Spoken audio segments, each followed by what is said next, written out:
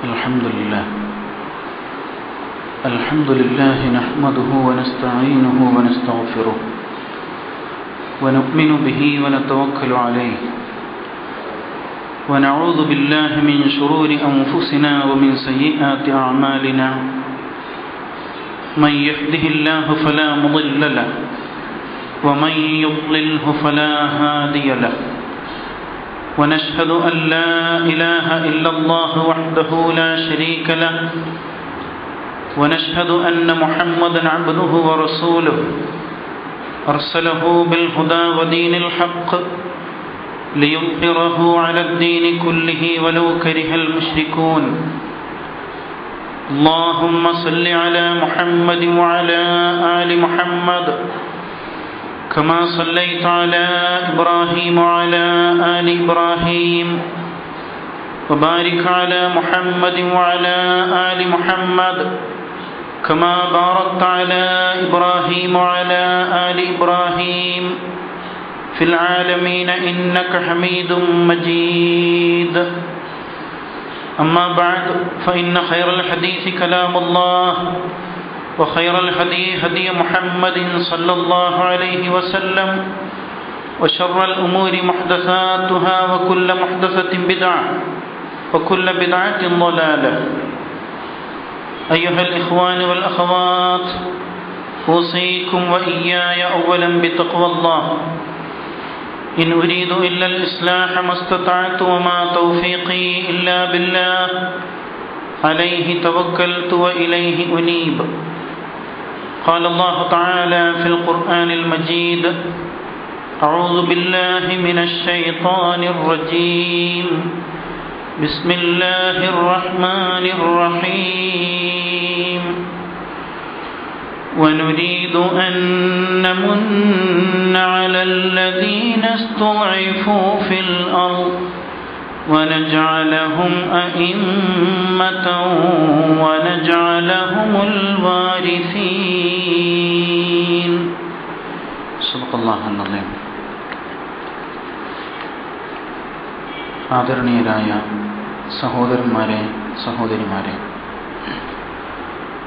പ്രപഞ്ചങ്ങളുടെ നാഥനായ അല്ലാഹു സുബ്ഹാനഹു തആലയുടെ കൽപ്പനകൾ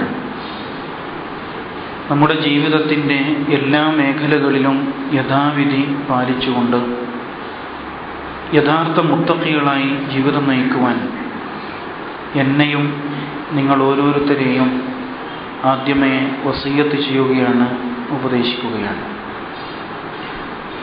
തഖ്വാബോധം മാത്രമാണ് നമ്മുടെ ജീവിത വിജയത്തിൻ്റെ യഥാർത്ഥ മാർഗം. പടച്ച തമ്പുരാൻ അവൻ്റെ മുത്തഖികളായ അടിമകളിൽ ഉൾപ്പെടുത്തി നാം ഏവരെയും അനുഗ്രഹിക്കുമാറാവട്ടെ.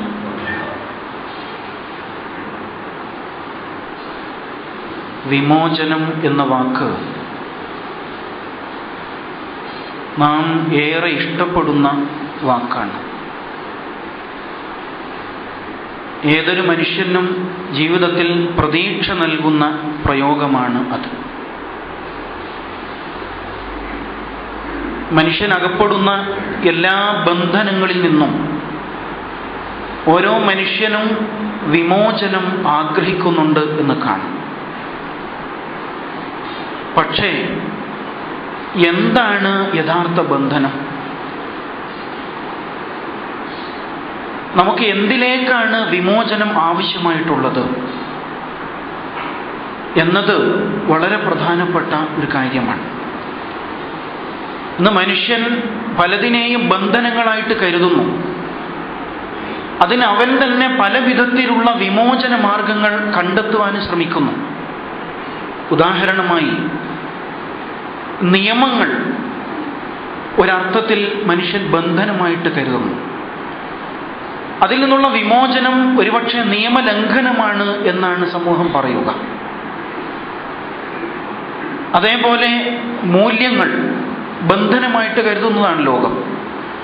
ആ മൂല്യങ്ങൾ വലിച്ചെറിയുമ്പോൾ ഏതോ അർത്ഥത്തിലുള്ള ഒരു വിമോചനം സാധ്യമാകുന്നു എന്ന് മനുഷ്യൻ കരുതിപ്പോകുന്നു. ദാരിദ്ര്യം ഒരു ബന്ധനമാണ്. അതിൽ നിന്നുള്ള വിമോചനം സാമ്പത്തികമായ അഭിവൃദ്ധിയാണ് എന്നാണ് പൊതുവെ മനുഷ്യൻ കരുതുന്നത്. ഇതേപോലെ പലതരത്തിലും മനുഷ്യൻ പീഡനത്തെ അല്ലെങ്കിൽ ബന്ധനങ്ങളെ വ്യാഖ്യാനിക്കുന്നുണ്ട്. അതിനെല്ലാം മനുഷ്യൻ തന്നെ സ്വയം തീരുമാനിക്കുന്ന വിമോചന മാർഗങ്ങളും അവൻ കണ്ടെത്തുന്നു. വനിതകൾ ബന്ധനസ്ഥരാണ് എന്ന് ഇന്നത്തെ കാലഘട്ടത്തിൽ മനുഷ്യൻ മുറവിളി കൂട്ടുന്നുണ്ട്. പക്ഷേ വനിതകളുടെ വിമോചനത്തിന്റെ മാർഗം സ്ത്രീ പുരുഷ സമത്വമാണ് എന്നാണ് ആധുനിക ലോകം വിളിച്ചു പറഞ്ഞുകൊണ്ടിരിക്കുന്നത്. ഇവിടെ എന്താണ് യഥാർത്ഥ ബന്ധനം? ഏതിൽ നിന്ന് ഏതിലേക്കാണ് നമുക്ക് വിമോചനം ആവശ്യമായിട്ടുള്ളത് എന്നത് വളരെ ബോധപൂർവം നാം തിരിച്ചറിയേണ്ട ഒരു കാര്യമാണ്. സത്യവിശ്വാസികളായി നമ്മെ സംബന്ധിച്ചിടത്തോളം നാം അകപ്പെട്ട യഥാർത്ഥ ബന്ധനം എന്താണെന്ന് വിശുദ്ധ ഖുർആനാണ് നമുക്ക് പറഞ്ഞു തരുന്നത്. ബന്ധനങ്ങളിൽ നിന്നുള്ള വിമോചനത്തിന്റെ മാർഗവും വിശുദ്ധ ഖുർആൻ തന്നെ കാണിച്ചു തരും. റസൂലുള്ളാഹി സ്വല്ലല്ലാഹു അലൈഹി വസല്ലമിന്റെ ഒരു ശിഷ്യൻ സ്വേച്ഛാധിപതിയായ ഒരു ഭരണാധികാരിയുടെ മുമ്പിലേക്ക് കടന്നു ചെന്നപ്പോൾ ആ ഭരണാധികാരി ആ പ്രവാചക ശിഷ്യനോട് ചോദിച്ചു, താങ്കൾ എന്തിനാണ് വന്നത്? എന്താണ് താങ്കളുടെ ഉദ്ദേശം എന്ന് ചോദിച്ചപ്പോൾ ആ പ്രവാചക ശിഷ്യൻ ആ സ്വേച്ഛാധിപതിയോട് പറഞ്ഞ ഒരു മറുപടിയുണ്ട്. എന്തിനാണ് വന്നത്? ലിതുഖ്രിജൻ നാസ്, ജനങ്ങളെ വിമോചിപ്പിക്കുവാൻ വേണ്ടിയാണ്. മിൻ ഇബാദത്തിൽ ഇബാദി ഇലാ ഇബാദത്തില്ലാഹി വഹ്ദ, അള്ളാഹുവിന്റെ അടിമകളെ മനുഷ്യന്മാരുടെ അടിമത്വത്തിൽ നിന്ന് മോചിപ്പിച്ച് അള്ളാഹുവിന്റെ മാത്രം അടിമത്വത്തിലേക്ക് കൊണ്ടുപോകാനാണ് ഞങ്ങൾ വന്നത്. മനുഷ്യരുടെ അടിമത്വത്തിൽ നിന്ന് മോചിപ്പിച്ച് അവരുടെ സൃഷ്ടാവായ യഥാർത്ഥ ഉടമസ്ഥനായ അള്ളാഹുവിന്റെ അടിമത്വത്തിലേക്ക് കൊണ്ടുപോകാൻ ആണ് ഞങ്ങൾ വന്നത് എന്ന് പറഞ്ഞു. വീണ്ടും അദ്ദേഹം അത് വിശദീകരിച്ചു. മിൻ ജൗരിൽ അദിയാൻ ഇലാ അദ്ലിൽ ഇസ്ലാം, മനുഷ്യനിർമ്മിതമായ പലവിധ ജീവിത കാഴ്ചപ്പാടുകളുടെ അത്തരത്തിലുള്ള അനീതി നിറഞ്ഞ കാഴ്ചപ്പാടുകളുടെ അടിമത്വത്തിൽ നിന്ന് ഇസ്ലാമിൻ്റെതായ നീതിയിലേക്ക് മനുഷ്യനെ മോചിപ്പിക്കുവാൻ വേണ്ടിയാണ് ഞങ്ങൾ വന്നത്. വമിൻ ലീഖി ദുനിയ ഇലാ സഅതി ദുനിയ വൽ ആഖിറ, ഐഹിക ജീവിതത്തിന്റെ കുടുസിൽ നിന്ന്, മനുഷ്യൻ അകപ്പെട്ടു പോകുന്ന കുടുസുകളിൽ നിന്ന് ഇഹപര ലോകങ്ങളുടെ വിശാലതയിലേക്ക് മനുഷ്യനെ വിമോചിപ്പിക്കുവാനാണ് ഞങ്ങൾ വന്നത് എന്ന് പറഞ്ഞു. വിശുദ്ധ ഖുർആനിന്റെ ലക്ഷ്യം ഖുർആൻ എടുത്തു പറയുന്നുണ്ട്. കിതാബുൻ അൻസൽനാഹു ഇലൈക, ഈ ഖുർആൻ താങ്കൾക്ക് അവതീർണമായിരിക്കുന്ന ഗ്രന്ഥമാണ്. എന്തിനാണ്? ലിതുഖ്രിജൻ നാസ മിനദ്ദുലുമാതി ഇലന്നൂർ, മനുഷ്യനെ അന്ധകാരങ്ങളിൽ നിന്ന്, ഇരുട്ടുകളിൽ നിന്ന് യഥാർത്ഥ വെളിച്ചത്തിലേക്ക്, അള്ളാഹുവിന്റെ വെളിച്ചത്തിലേക്ക് വിമോചിപ്പിക്കുവാൻ വേണ്ടിയാണ് ഈ ഖുർആൻ അവതരിച്ചിരിക്കുന്നത്. അപ്പൊ ഇസ്ലാം മുമ്പോട്ട് വെക്കുന്ന വിമോചനത്തിന്റെ മാർഗം ഇതാണ്. മനുഷ്യന്റെ അടിമത്തത്തിൽ നിന്ന് അള്ളാഹുവിന്റെ അടിമത്തത്തിലേക്ക് മോചിപ്പിക്കുക. മനുഷ്യനിർമ്മിതമായ ആശയങ്ങളിൽ നിന്ന്, അതെന്തുമാകാം, മുതലാളിത്തമാകാം, തൊഴിലാളിത്തമാകാം, അല്ലെങ്കിൽ കേവലമായ മനുഷ്യന്റെ ആധിപത്യങ്ങളാവാം, ഭൗതികതയാവാം, സമ്പത്താകാം, ഏതൊക്കെ തരത്തിലുള്ള അടിമത്തങ്ങളുണ്ടോ അതിൽ നിന്നെല്ലാം മനുഷ്യനെ മോചിപ്പിച്ച് പ്രപഞ്ചനാഥനായ അള്ളാഹുവിന്റെ മാത്രം അടിമത്തത്തിലേക്ക് കൊണ്ടുപോവുക. ഇത് മഹത്തായ ഒരു വിമോചന പ്രവർത്തനമാണ് എന്നാണ് നമുക്ക് മനസ്സിലാക്കാൻ കഴിയുന്നത്. അടിസ്ഥാനപരമായി അല്ലാഹു സുബ്ഹാനഹു വ തആല മനുഷ്യരെ മോചിപ്പിക്കാൻ ഉദ്ദേശിക്കുന്നത് ഈ ദുനിയാവിന്റെ അടിമത്തത്തിൽ നിന്ന് അള്ളാഹുവിന്റെ സ്വർഗ്ഗലോകത്തേക്ക് ഉയർത്തുക എന്നതാണ്. യാ അയ്യത്തുഹൻ നഫ്സുൽ മുത്മഇന്ന, പ്രശാന്തമായ ആത്മാവേ, ഇർജിഇ ഇലാ റബ്ബികി റാദിയത്തൻ മർദിയ, നീ സംതൃപ്തയും സംപ്രീതയുമായിക്കൊണ്ട് നിന്റെ നാഥങ്കലേക്ക് തിരിച്ചു വരൂ. തിരിച്ചു വന്നാലും ഫദ്ഖുലി ഫി ഇബാദി വദ്ഖുലി ജന്നത്തി, എൻ്റെ അടിമകളോടൊപ്പം നീ സ്വർഗത്തിലേക്ക് പ്രവേശിക്കൂ എന്ന് അല്ലാഹു സുബ്ഹാനഹു വ തആല മനുഷ്യനെ സ്വർഗത്തിന്റെ വഴിയിലേക്ക് വിമോചിപ്പിക്കാൻ. ഇതാണ് ഇസ്ലാം ഉദ്ദേശിക്കുന്ന യഥാർത്ഥ വിമോചനം. ഇത് സാധ്യമാകണമെങ്കിൽ സത്യവിശ്വാസികൾ എന്ന നിലക്ക് നമ്മുടെ മേൽ മഹത്തായ ചില ബാധ്യതകളുണ്ട്.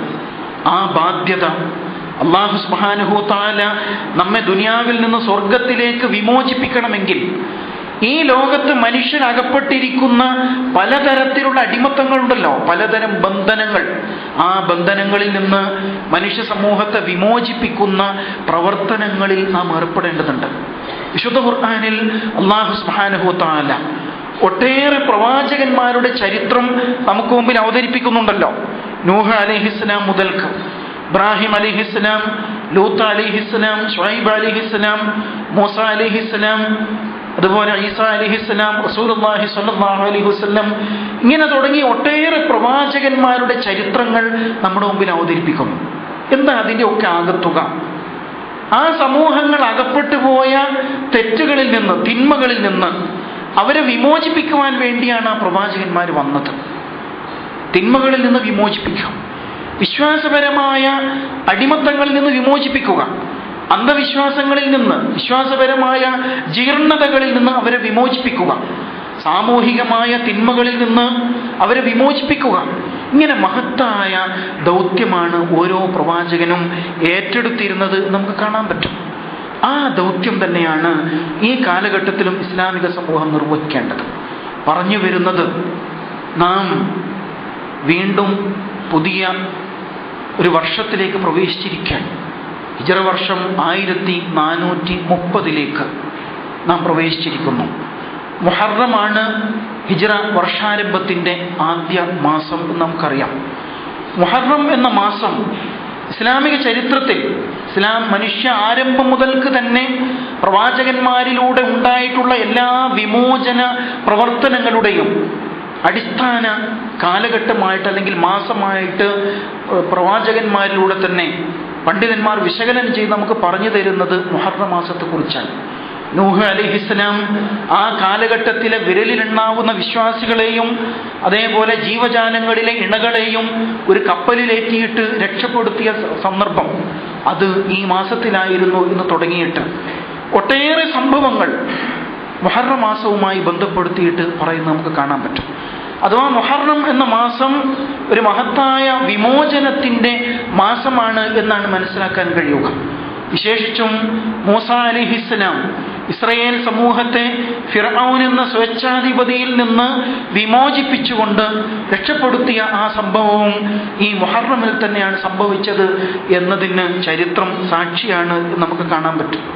നമുക്കറിയാമല്ലോ, ഫിർഔൻ എന്ന സ്വേച്ഛാധിപതിയുടെ കീഴിൽ ഇസ്രായേൽ സമൂഹം അങ്ങേയറ്റം അടിച്ചമർത്തപ്പെട്ട അവസ്ഥയിൽ കഴിഞ്ഞുകൂടേണ്ടി വന്ന ഒരു ഘട്ടം. അവിടെ നിന്ന് അല്ലാഹു സുബ്ഹാനഹു തആല മൂസ അലൈഹിസ്സലാം എന്ന മഹാനായ പ്രവാചകരിലൂടെ അവരെ വിമോചിപ്പിക്കുന്നത് കാണാം. മൂസ അലൈഹിസ്സലാമിന് 2 ദൗത്യമാണ് അല്ലാഹു തആല ഏൽപ്പിച്ചിരുന്നത്. അതിലൊന്ന് ഫിർഔനിനെ ഇസ്ലാമിലേക്ക് ക്ഷണിക്കുക എന്നതായിരുന്നു. രണ്ടാമത്തേത് ഈ അടിച്ചമർത്തപ്പെട്ട മർദ്ദിതരായ ഇസ്രായേൽ സമൂഹത്തെ ഫിർഔനിന്റെ സ്വേച്ഛാധിപത്യത്തിൽ നിന്ന്, മർദ്ദനത്തിൽ നിന്ന് വിമോചിപ്പിക്കുക എന്ന ദൗത്യവും മൂസ അലൈഹിസ്സലാമിന് അല്ലാഹു തആല ഏൽപ്പിച്ചിട്ടുണ്ടായിരുന്നു. വിശുദ്ധ ഖുർആനിൽ സൂറത്തുൽ ഖസസിൽ അല്ലാഹു സുബ്ഹാനഹു തആല ഈ ഫിർഔനിന്റെ ഏകാധിപത്യ പ്രവർത്തനങ്ങളെക്കുറിച്ച് വളരെ ശക്തമായ ഭാഷയിൽ നമ്മോട് പറയുന്നുണ്ട്.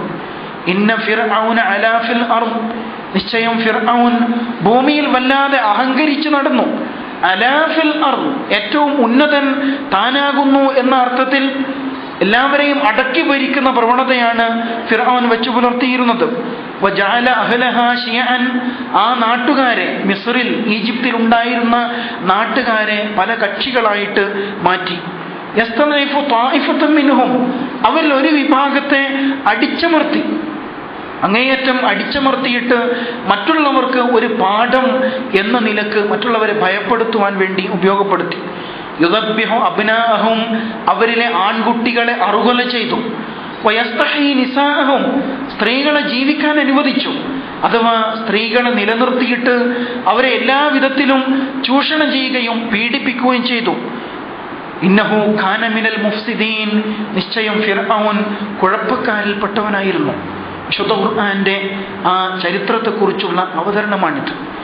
ഇങ്ങനെയൊരു സ്വേച്ഛാധിപതിയെ വിശുദ്ധ ഖുർആൻ നമുക്ക് മുമ്പിൽ അവതരിപ്പിക്കുന്നുണ്ട്. അല്ലാഹു സുബ്ഹാനഹു തആല എന്തിനാണ് ഇത്തരത്തിലുള്ള കഥകൾ പറയുന്നത്? വെറുതെ ഏതോ ഒരു കാലഘട്ടത്തിൽ ഇങ്ങനെയൊരു ക്രൂരനായ ഭരണാധികാരി ഉണ്ടായിരുന്നു, ആ കാലഘട്ടത്തിലെ മനുഷ്യർ ആ ഭരണാധികാരിയാൽ അടിച്ചമർത്തപ്പെട്ടിരുന്നു എന്ന് ഒരു കഥ പറയാൻ വേണ്ടിയല്ല, മറിച്ച് അതിനപ്പുറത്ത് ഈ കാലഘട്ടവുമായി ബന്ധിപ്പിച്ചുകൊണ്ട് ഈ കാലഘട്ടത്തിലെ സത്യവിശ്വാസികൾ എന്ന നിലക്ക് നമുക്കും ഇതേപോലെ തന്നെയുള്ള പീഡനങ്ങളും മർദ്ദനങ്ങളും വരാം. ഈ കാലഘട്ടത്തിൽ മനുഷ്യ സമൂഹം ഇത്തരത്തിലുള്ള മർദ്ദനങ്ങൾക്ക് ഇരയാവാൻ സാധ്യതയുണ്ട്. അങ്ങനെ സംഭവിച്ചാൽ നിങ്ങൾ എന്ത് നിലപാടെടുക്കും എന്നതാണ് അല്ലാഹു തആല ഈ ചരിത്രം നമുക്ക് പറഞ്ഞു തരുന്നതിൻ്റെ യഥാർത്ഥ ഉദ്ദേശമെന്ന് നാം തിരിച്ചറിയേണ്ടതുണ്ട്. ഇന്ന ഫിർഔന അലാ ഫിൽ അർദ്, നിശ്ചയം ഫിർഔൻ ഭൂമിയിൽ അഹങ്കരിച്ച് നടന്നു, അല്ലെങ്കിൽ ഔന്നത്യം നടിച്ചു എന്ന് പറയുമ്പോൾ ഇന്നും ലോകത്തിനു മേൽ ലോക പോലീസായിട്ട് ലോകത്തെ നിയന്ത്രിക്കുവാൻ ശ്രമിച്ചുകൊണ്ടിരിക്കുന്ന ശക്തികളെ ഇന്ന് ലോകത്ത് നമുക്ക് കാണാൻ പറ്റും. സാമ്രാജ്യത്വവും അതുപോലെ തന്നെ ഫാസിസവും അത്തരത്തിലുള്ള ചിന്താഗതികളൊക്കെയും ലോകത്തെ അടക്കി ഭരിക്കുവാൻ ശ്രമിച്ചുകൊണ്ടിരിക്കുന്ന ശക്തികളാണ് എന്ന് കാണാം. ഇന്ന ഫിർഔന അലാ ഫിൽ അർദ്, തീർച്ചയായും ഫിർഔൻ എന്നത് ഈ വിധത്തിൽ ലോകത്തെ അടക്കി ഭരിക്കുന്ന ക്രൂരന്മാരായ ശക്തികളുടെ പ്രതിനിധിയാണ് എന്നാണ് തീർച്ചയായും നാം മനസ്സിലാക്കേണ്ടത്. വജഅല അഹ്ലഹാ ശിയഅൻ, എന്നിട്ട് അങ്ങനെയുള്ള ശക്തികൾ ലോകത്തെ മനുഷ്യരെ പലവിധ തട്ടുകളാക്കിയിട്ട് മാറ്റും. ഉള്ളവനും ഇല്ലാത്തവനും, മുതലാളിത്തവും തൊഴിലാളിത്തവും സൃഷ്ടിക്കും. അതേപോലെ വെളുത്തവനും കറുത്തവനും വർണ്ണവിവേചനം സൃഷ്ടിക്കും. ഈ വിധത്തിൽ പല വിധത്തിലും മനുഷ്യരെ പലതായി പകുത്ത് പല വിധത്തിലും മനുഷ്യന്റെ ശക്തികളെ ഇല്ലായ്മ ചെയ്യുവാൻ വേണ്ടി, ദുർബലപ്പെടുത്തുവാൻ വേണ്ടിയുള്ള ശ്രമങ്ങൾ നടത്തിക്കൊണ്ടിരിക്കും. വയസ്തളൈഫു ത്വാഇഫത്തൻ മിൻഹും, മനുഷ്യ സമൂഹത്തിലെ ഒരു വിഭാഗത്തെ അടിച്ചമർത്താൻ ശ്രമിക്കും. ഇന്ന് നാം കണ്ടുകൊണ്ടിരിക്കുകയാണ്. പുതുവർഷം ആരംഭിക്കുന്നത് തന്നെ ഫലസ്തീനിൽ 400-ലേറെ പേരെ വധിച്ചുകൊണ്ടാണ്. സിവിലിയന്മാരായ പിഞ്ചു കുഞ്ഞുങ്ങളും അതുപോലെ തന്നെ ഒന്നും അറിയാത്ത ഒരു ജനസമൂഹത്തെ അങ്ങനെ തന്നെ ബോംബിട്ട് മിസൈൽ ആക്രമണത്തിലൂടെ നശിപ്പിച്ചുകൊണ്ട് 400-ൽ പരം ശുഹദാക്കളാണ് ഫലസ്തീനിന്റെ മണ്ണിൽ ഈ പുതുവർഷ വേളയിൽ ഉണ്ടായിട്ടുള്ളത്. മാത്രമല്ല ആയിരക്കണക്കായ പരിക്ക് പറ്റിയ ആളുകൾ, 10,000-കണക്കായ ആളുകൾ പട്ടിണി കിടക്കുകയാണ് ഇപ്പോൾ അവിടെ. ലോകത്താരും അതിനെതിരിൽ യഥാർത്ഥത്തിൽ ശബ്ദിക്കാൻ രംഗത്ത് വരുന്നില്ല. ഈ വിധത്തിൽ ലോക സമൂഹത്തിന്റെ മനസ്സാക്ഷിയെ അടിച്ചമർത്തുന്ന, ദുർബലപ്പെടുത്തുന്ന അല്ലെങ്കിൽ മരവിപ്പിച്ച് കളയുന്ന തരത്തിലുള്ള പ്രവണതകളാണ് സ്വച്ഛാധിപതികളുടെ ഭാഗത്തു നിന്ന് എപ്പോഴും ഉണ്ടാവുക. യസ്തളൈഫു ത്വാഇഫത്തൻ മിൻഹും, ഇങ്ങനെ ആ സമൂഹത്തെ അടിച്ചമർത്തിയിട്ട് ലോകത്തിന് അവർ നൽകുന്ന സന്ദേശം എന്താണ്?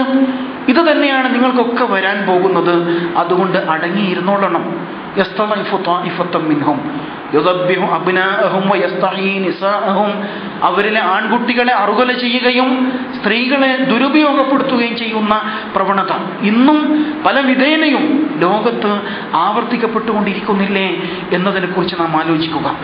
എന്നിട്ട് അല്ലാഹു തആല പറയാണ്, ഇന്നഹു കാന മിനൽ മുഫ്സിദീൻ, ആ ഫിർഔൻ കുഴപ്പക്കാരിൽപ്പെട്ടവനായിരുന്നു, ലോകത്ത് ഫസാദും ഫിത്നയും സൃഷ്ടിച്ചവനായിരുന്നു എന്ന് അല്ലാഹു സുബ്ഹാനഹു വ തആല എടുത്തു പറയുമ്പോൾ നാം നമ്മുടെ വർത്തമാന കാലഘട്ടത്തിലേക്ക് വന്നുകൊണ്ട് ഇത്തരത്തിലുള്ള സംഭവ വികാസങ്ങളോട് മുസ്ലിം സമൂഹം എങ്ങനെ പ്രതികരിക്കുന്നു എന്നുകൂടി നാം ആലോചിച്ച് നോക്കേണ്ടതുണ്ട്. ആ മേഖലയിൽ അറബ് രാജ്യങ്ങൾക്കിടയിൽ തന്നെയാണ് ഫലസ്തീനിൽ ഈ വിധത്തിലുള്ള അക്രമങ്ങൾ അരങ്ങേറിക്കൊണ്ടിരിക്കുന്നത്. പക്ഷെ ആർക്കും നാവെടുത്ത് ശബ്ദിക്കുവാൻ, അരുത് എന്നൊരു വാക്ക് തൻ്റെ ഇടത്തോടുകൂടി വിളിച്ചു പറയുവാൻ സാധ്യമല്ലാത്ത പശ്ചാത്തലം ഇന്ന് നമുക്കവിടെ കാണേണ്ടി വരുന്നു. ഈ മുഹറം മാസത്തിൽ തന്നെ വിമോചനത്തിന്റെ ഒട്ടേറെ പോരാട്ടങ്ങളെക്കുറിച്ച് വിശുദ്ധ ഖുർആനും ഇസ്ലാമിക ചരിത്രവും നമുക്ക് പറഞ്ഞു തരുന്ന ഈ കാലയളവിൽ തന്നെയാണ്, ഈ പശ്ചാത്തലത്തിൽ തന്നെയാണ് ഇത്തരം സംഭവങ്ങൾ ലോകത്ത് അരങ്ങേറിക്കൊണ്ടിരിക്കുന്നത് എന്നതിനെക്കുറിച്ച് തീർച്ചയായും നാം തിരിച്ചറിയേണ്ടതുണ്ട്, മനസ്സിലാക്കേണ്ടതുണ്ട്. ഇവിടെ ഇസ്ലാമിക സമൂഹം ഉണർന്ന് എഴുന്നേൽക്കേണ്ടതുണ്ട്. നമ്മുടെ ചരിത്രം, നാം കടന്നു വന്ന വഴികൾ എന്തായിരുന്നു എന്നതിനെക്കുറിച്ച് തിരിച്ചറിയണം. മൂസാ അലൈഹിസ്സലാം ഇസ്രായേൽ സമൂഹത്തെ വിമോചിപ്പിക്കുന്നു, അഥവാ ഈജിപ്തിൽ നിന്ന് വിമോചിപ്പിച്ച് അവരെ ഫലസ്തീനാകുന്ന വാഗ്ദത്ത ഭൂമിയിലേക്ക് കൊണ്ടുപോകുന്ന ചരിത്രം അല്ലാഹു നമുക്ക് പറഞ്ഞു തരുന്നുണ്ട്. അവിടെ മൂസാ അലൈഹിസ്സലാം അവരോട് നിങ്ങളുടെ ശത്രുക്കൾക്കെതിരിൽ നിങ്ങൾ രംഗത്ത് വരണം, അള്ളാഹുവിന്റെ കൽപ്പനയാണ് എന്ന് ആഹ്വാനം ചെയ്തപ്പോൾ ആ കാലഘട്ടത്തിലെ വിശ്വാസികളായ മൂസാ അലൈഹിസ്സലാമിന്റെ അനുയായികൾ അങ്ങേയറ്റം അലസമായ സമീപനമാണ് വെച്ചു പുലർത്തുന്നത്. അവർ പറഞ്ഞു, യാ മൂസ ലൻ നദ്ഖുലഹ അബദൻ മാ ദാമു ഫീഹ, നമ്മുടെ ശത്രുക്കൾ ആ നാട്ടിലുണ്ടായിരിക്കെ നമുക്ക് എങ്ങനെയാണ് ഫലസ്തീനിൽ പ്രവേശിക്കാൻ കഴിയുക? അതുകൊണ്ട് ഞങ്ങൾ ഒരിക്കലും താങ്കളോടൊപ്പം രംഗത്ത് വരില്ല. ഫദ്ഹബ് അൻത വറബ്ബുക ഫഖാതില ഇന്നാ ഹാഹുനാ ഖാഇദൂൻ, ഞങ്ങൾ ഇവിടെ ഇരിക്കട്ടെ, നീയും നിന്റെ റബ്ബും പോയിട്ട് അവരോട് യുദ്ധം ചെയ്തിട്ട് ആ നാട് വിമോചിപ്പിച്ച് കഴിഞ്ഞാൽ ഞങ്ങൾ താങ്കളോടൊപ്പം വരാം എന്നാണ് അവരപ്പോൾ പറഞ്ഞത്. ഒരുപക്ഷെ ഈ കാലഘട്ടത്തിൽ ഇസ്ലാമിക സമൂഹം അങ്ങേയറ്റം അലസന്മാരായിക്കൊണ്ട് അവരുടെ ഇത്തരത്തിലുള്ള ദൗത്യം ഏറ്റെടുക്കാൻ സന്നദ്ധമാകാതെ ആലസ്യം പ്രകടിപ്പിക്കുന്നത് പോലെ മൂസ അലൈഹി ഇസ്ലാമിന്റെ കാലഘട്ടത്തിലെ ജനങ്ങൾ മൂസ അലൈഹി ഇസ്ലാമിനോട് ഇങ്ങനെ പറഞ്ഞത്, ഇദ്ഹബ് അൻത വറബ്ബുക ഫഖാതില, നീയും നിന്റെ റബ്ബും പോയിട്ട് യുദ്ധം ചെയ്യൂ.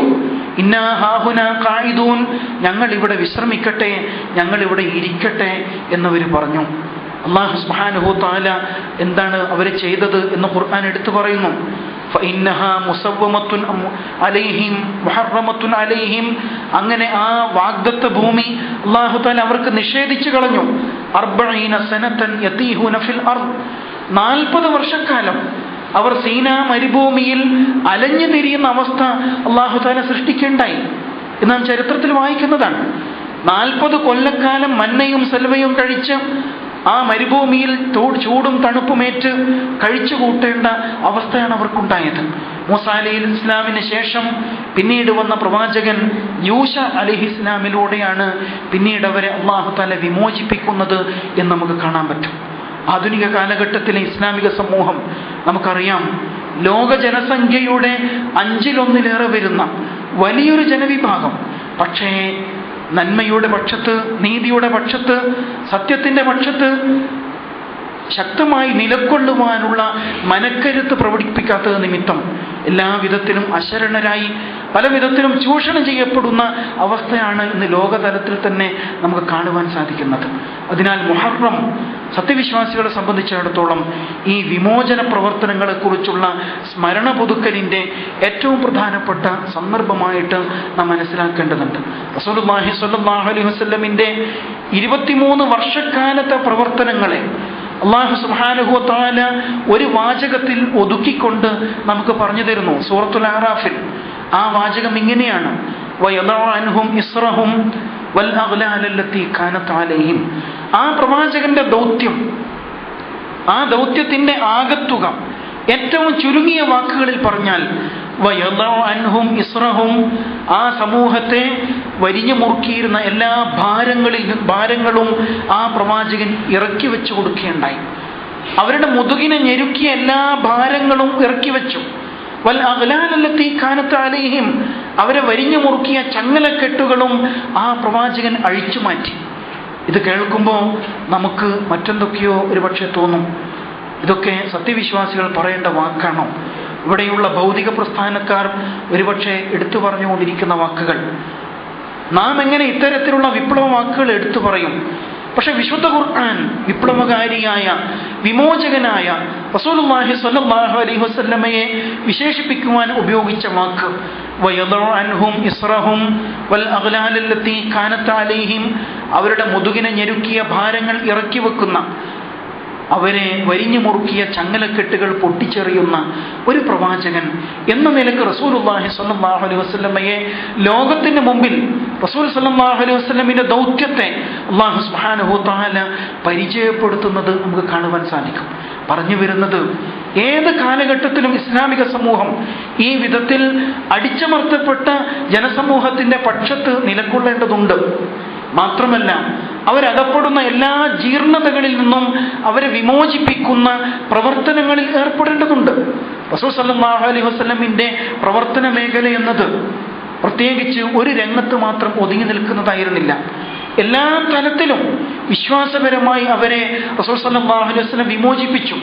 ശിർക്കിൽ നിന്ന്, ബഹുദൈവാരാധനയിൽ നിന്ന് റസൂൽ സല്ലല്ലാഹു അലൈഹി വസല്ലം തൗഹീദിലേക്ക്, ഏകദൈവത്വത്തിലേക്ക് അവർ വിമോചിപ്പിക്കുന്നത് കാണാം. അതേപോലെ അന്ധവിശ്വാസ അനാചാരങ്ങളിൽ നിന്ന് വിമോചിപ്പിക്കുന്നു. അതേപോലെ തന്നെ സാമ്പത്തിക ചൂഷണങ്ങളിൽ നിന്ന്, കൊള്ളയിൽ നിന്ന്, കൊലയിൽ നിന്ന്, അധാർമികതകളിൽ നിന്ന്, സദാചാര വിരുദ്ധമായ പ്രവർത്തനങ്ങളിൽ നിന്ന് യുദ്ധങ്ങളിൽ നിന്ന്, അനാവശ്യമായ ഏറ്റുമുട്ടലുകളിൽ നിന്ന്, ഇങ്ങനെ എല്ലാവിധ തിന്മകളിൽ നിന്നും മനുഷ്യ സമൂഹത്തെ റസൂലുള്ളാഹി സ്വല്ലല്ലാഹു അലൈഹി വസല്ലം വിമോചിപ്പിച്ചു കൊണ്ടുവന്നതായിട്ട് നമുക്ക് കാണുവാൻ സാധിക്കും. നമ്മുടെ ചുറ്റുവട്ടത്തേക്ക് നാം ഇറങ്ങുമ്പോൾ ഇതേപോലെയുള്ള അതിക്രമങ്ങളും അനീതികളും തിന്മകളും നടമാടിക്കൊണ്ടിരിക്കുന്നു എന്ന് തീർച്ചയായും നാം മനസ്സിലാക്കുന്നു. വിശ്വാസപരമായ വൈകല്യങ്ങൾ നമുക്കറിയാം. ഒരുപക്ഷെ ബഹുദൈവത്വത്തിൽ അധിഷ്ഠിതമായ ഒരു പശ്ചാത്തലമാണ് നമ്മുടെ രാജ്യത്ത് പൊതുവെ തന്നെ ഉള്ളത്. ഇത് അവരകപ്പെട്ടിരിക്കുന്ന വല്ലാത്ത ഒരുതരം ബന്ധനമാണല്ലോ. ആ ബന്ധനത്തിൽ നിന്ന് അവരെ വിമോചിപ്പിച്ചിട്ട് അള്ളാഹുവിൻ്റെ മാത്രം അടിമത്തത്തിലേക്ക്, അവന് മാത്രമേ നിങ്ങൾ തലകുനിക്കുവാൻ പാടുള്ളൂ എന്ന കാഴ്ചപ്പാടിലേക്ക് അവരെ ഉയർത്തിക്കൊണ്ടുവരുവാൻ നാം ബാധ്യസ്ഥരല്ലേ എന്ന് ആലോചിച്ച് നോക്കുക. വിശ്വാസപരമായ വൈകല്യങ്ങളിൽ നിന്ന് നാം അനുഭവിക്കുന്ന ഒരു സ്വാതന്ത്ര്യമുണ്ടല്ലോ. ഞാൻ ആരുടെയും അടിമയല്ല. ബിംബങ്ങളുടെയോ പ്രതിഷ്ഠകളുടെയോ മനുഷ്യനിർമ്മിതമായ പ്രത്യയശാസ്ത്രങ്ങളുടെയോ കാഴ്ചപ്പാടുകളുടെയോ അടിമയല്ല ഞാൻ പ്രപഞ്ചനാഥനായ അള്ളാഹുവിൻ്റെ മാത്രം അടിമയാണ്. സൂര്യനും ചന്ദ്രനും പ്രപഞ്ചത്തിലെ നക്ഷത്രഗോളങ്ങളും എല്ലാം ആർക്ക് മുമ്പിലാണോ സുജൂദ് ചെയ്യുന്നത്? ആ ഏകനായ പ്രപഞ്ചനാഥനായ അള്ളാഹുവിൻ്റെ മാത്രം അടിമയാകുന്നു ഞാനും എന്ന് അഭിമാനിക്കുന്നവരാണ് നാം. അങ്ങനെയാണെങ്കിൽ നമ്മുടെ രാജ്യത്ത് ജീവിച്ചുകൊണ്ടിരിക്കുന്ന ഭൂരിഭാഗം ആളുകളും എന്തൊരു ബന്ധനത്തിലാണ് അകപ്പെട്ടിരിക്കുന്നത്. സ്വന്തം കൈകൾ കൊണ്ട് തന്നെ കൊത്തി ഉണ്ടാക്കിയ രൂപങ്ങൾക്ക് മുമ്പിൽ അവർ തലകുനിച്ചുകൊണ്ടിരിക്കുകയാണ്. ആരൊക്കെയോ പറയുന്നതനുസരിച്ച്, തങ്ങളെപ്പോലെയുള്ള മനുഷ്യർ ഉണ്ടാക്കി വെച്ച നിയമങ്ങൾ അനുസരിച്ച്, കാഴ്ചപ്പാടുകൾ അനുസരിച്ച് അവർ ജീവിച്ചുകൊണ്ടേയിരിക്കുന്നു. അവരകപ്പെട്ടിരിക്കുന്ന ബന്ധനങ്ങളിൽ നിന്ന് അവരെ മോചിപ്പിക്കുക എന്നത് നമ്മുടെ ബാധ്യതയല്ലേ? ഇതേപോലെ തന്നെ ദേഹേച്ഛകളിൽ നിന്ന് മനുഷ്യരെ വിമോചിപ്പിക്കുക എന്നത് പുതുവർഷ പുലരിയിൽ, പുതുവർഷ ആഘോഷവുമായി ബന്ധപ്പെട്ട് കോടിക്കണക്കിന് രൂപയുടെ മദ്യം നമ്മുടെ കേരളത്തിലും ഒഴുകി. ഇത് നമ്മെ അസ്വസ്ഥപ്പെടുത്താറുണ്ടോ? നമ്മെപ്പോലെ തന്നെ അള്ളാഹുവെക്കുറിച്ച് ചിന്തിക്കേണ്ട സുബോധത്തോടുകൂടി, ജീവിതത്തെ ഉത്തരവാദിത്ത ബോധത്തോടുകൂടി ഉപയോഗപ്പെടുത്തേണ്ട വലിയൊരു ജനവിഭാഗം മദ്യത്തിനും മയക്കുമരുന്നിനും അടിപ്പെട്ടുകൊണ്ട് സ്വന്തം ജീവിതം നശിപ്പിച്ചുകൊണ്ടിരിക്കുന്നു. അവർ ലഹരിയുടെ ബന്ധനത്തിലാണ്, ഇച്ഛകളുടെ ബന്ധനത്തിലാണ്. ഈ ബന്ധനങ്ങളിൽ നിന്ന് അവരെ വിമോചിപ്പിക്കുക എന്നത് നമ്മുടെ ഓരോരുത്തരുടെയും ബാധ്യതയല്ലേ എന്ന് നാം ആലോചിച്ച് നോക്കാം. ഇതേപോലെ തന്നെ പലിശയുടെ ബന്ധനത്തിൽ, സാമ്പത്തിക ചൂഷണത്തിൽ അകപ്പെട്ട്, പലിശയും അതുപോലെയുള്ള സാമ്പത്തിക ചൂഷണങ്ങളിലും അകപ്പെട്ടുകൊണ്ട് ഞെരുകിക്കൊണ്ടിരിക്കുന്ന, ആത്മഹത്യയുടെ വക്കിലെത്തിക്കഴിഞ്ഞ വലിയൊരു ജനവിഭാഗം നമ്മുടെ മുമ്പിലുണ്ട്. അവരെ വിമോചിപ്പിക്കുവാനുള്ള മാർഗം അല്ലാഹു സുബ്ഹാനഹു തആല നമ്മുടെ കയ്യിലാണ് ഏൽപ്പിച്ചത്. സക്കാത്ത് സംവിധാനം, സമ്പത്തിന്റെ ഇസ്ലാമികമായ വിനിമയം, പലിശരഹിതമായ സാമ്പത്തിക സംവിധാനങ്ങൾ ഒക്കെ ഒരുക്കിക്കൊണ്ട് മനുഷ്യ സമൂഹത്തെ വിമോചിപ്പിക്കുക എന്നത് നാം ഓരോരുത്തരുടെയും ബാധ്യതയല്ലേ? അതേപോലെ തന്നെ ഇവിടെ കുടുംബരംഗം അങ്ങേയറ്റം ശിഥിലമായിക്കൊണ്ടിരിക്കുന്നു. ഭാര്യാഭർത്തൃ ബന്ധം അല്ലെങ്കിൽ സാഹോദര്യ ബന്ധം, മാതാപിതാക്കളും മക്കളും തമ്മിലുള്ള ബന്ധം ശിഥിലമായിക്കൊണ്ടിരിക്കുന്ന ഈ കാലഘട്ടത്തിൽ നമ്മുടെ അടുക്കൽ അതിനുള്ള പരിഹാരമുണ്ട്. പക്ഷെ എന്തുകൊണ്ട് ഈ വിമോചനത്തിന്റെ മാർഗം നാം സമൂഹ മധ്യത്തിൽ അവതരിപ്പിക്കാൻ ശ്രമിക്കുന്നില്ല എന്നതിനെക്കുറിച്ച് തീർച്ചയായും നാം ബോധവാന്മാരാവേണ്ടതുണ്ട് എന്നാണ് മുഹറമിൻ്റെ ഈ വിമോചന പോരാട്ടങ്ങൾ അനുസ്മരിക്കപ്പെടുന്ന ഈ വേളയിൽ നമുക്ക് പങ്കുവെക്കുവാനുള്ള ഏറ്റവും പ്രധാനപ്പെട്ട സന്ദേശം. അല്ലാഹു സുബ്ഹാനഹു തആല ഫിർഔനിന്റെ സ്വേച്ഛാധിപത്യത്തെക്കുറിച്ച് എടുത്തു പറഞ്ഞിട്ട് ആ സമൂഹത്തിന് പ്രതീക്ഷ നൽകുന്ന ഒരു വചനം അവതരിപ്പിച്ചിട്ടുണ്ട്. വനുരീദു, തീർച്ചയായും നാം ഉദ്ദേശിക്കുന്നു, വനുരീദു അൻ നമുന്ന അലല്ലദീന സ്തുളിഫു ഫിൽ അർദ്, ഭൂമിയിൽ അടിച്ചമർത്തപ്പെട്ട ദുർബലരാക്കപ്പെട്ട ജനവിഭാഗത്തോട് ഐക്യദാർഢ്യം പ്രഖ്യാപിക്കുവാൻ, അല്ലെങ്കിൽ അവർക്ക് അനുഗ്രഹം ചൊരിയുവാൻ, അവരോട് ഔദാര്യം ചൊരിയുവാൻ തീർച്ചയായും നാം തീരുമാനിച്ചിരിക്കുന്നു. വനജഅലഹും അഇമ്മ, അവരെ ഈ ലോകത്തിന്റെ നേതാക്കളായിട്ട് ഇമാമുമാരാക്കി മാറ്റുവാൻ. വനജഅലഹുമുൽ വാരിസീൻ, അവരെ ഈ ഭൂമിയുടെ അനന്തരാവകാശികളാക്കി മാറ്റുവാൻ.